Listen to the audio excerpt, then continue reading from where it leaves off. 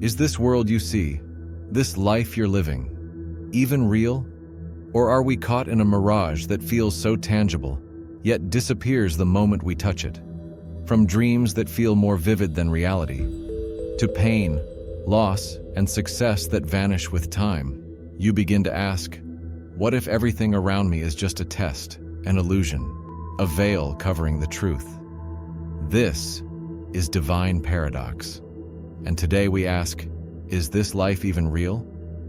Let's explore the Islamic view of reality and illusion.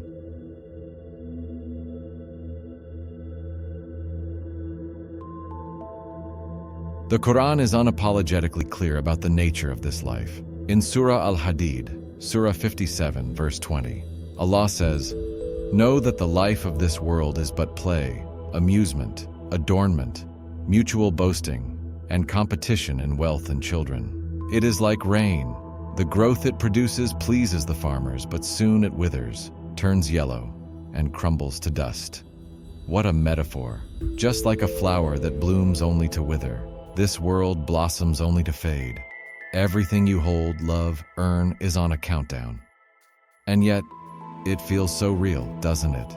That's because the test of illusion is not in how fake it looks, but in how real it feels.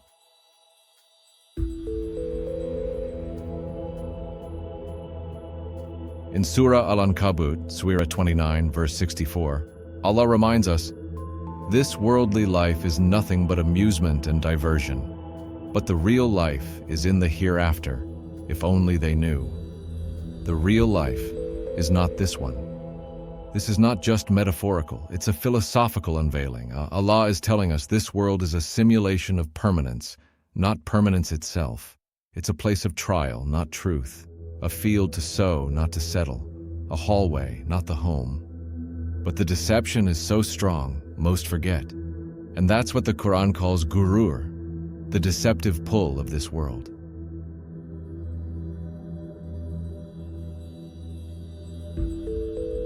So how is it possible that we live inside a reality that's not the reality? The Qur'an touches on perception being limited, a kind of veil. In Surah Qaf, Surah 50, verse 22, Allah says, "You were certainly oblivious to this, but now we have removed from you your veil, and today your sight is sharp." This is describing what happens at death. The moment the soul leaves the body, it awakens to what was always real, but hidden. Until then, the veil remains. This veil isn't just over the eyes, it's over the soul.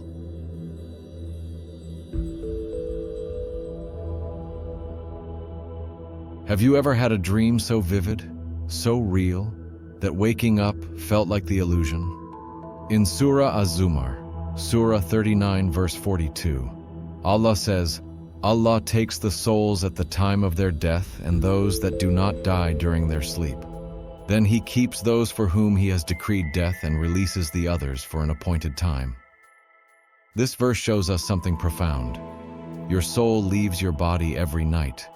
You enter a different realm, one that exists simultaneously with this one.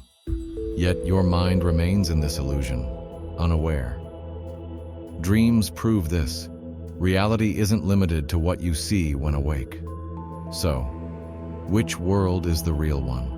Or is truth something beyond both?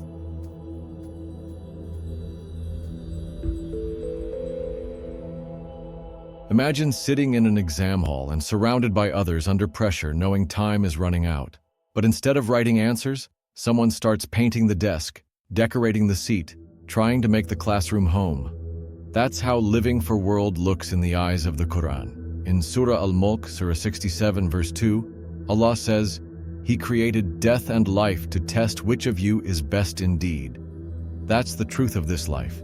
It's not the goal. It's the ground, the stage, the temporary setting for an eternal decision.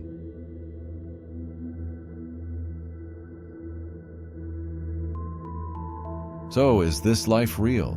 Yes, but only relatively. It is real like a shadow is real, but the light that casts it on the source is the hereafter. This world is not false, but it is incomplete. Just like a mirror reflects your face, but isn't your face.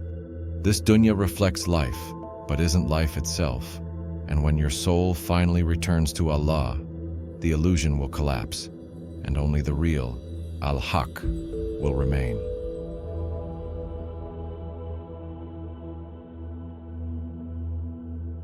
So the next time you get lost in the chaos of this world, ask yourself, is this permanent or passing? Because in the Qur'an, Allah is not calling us to escape reality.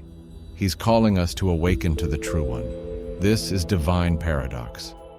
If you felt something shift in your heart today, subscribe for more perspectives that awaken your soul.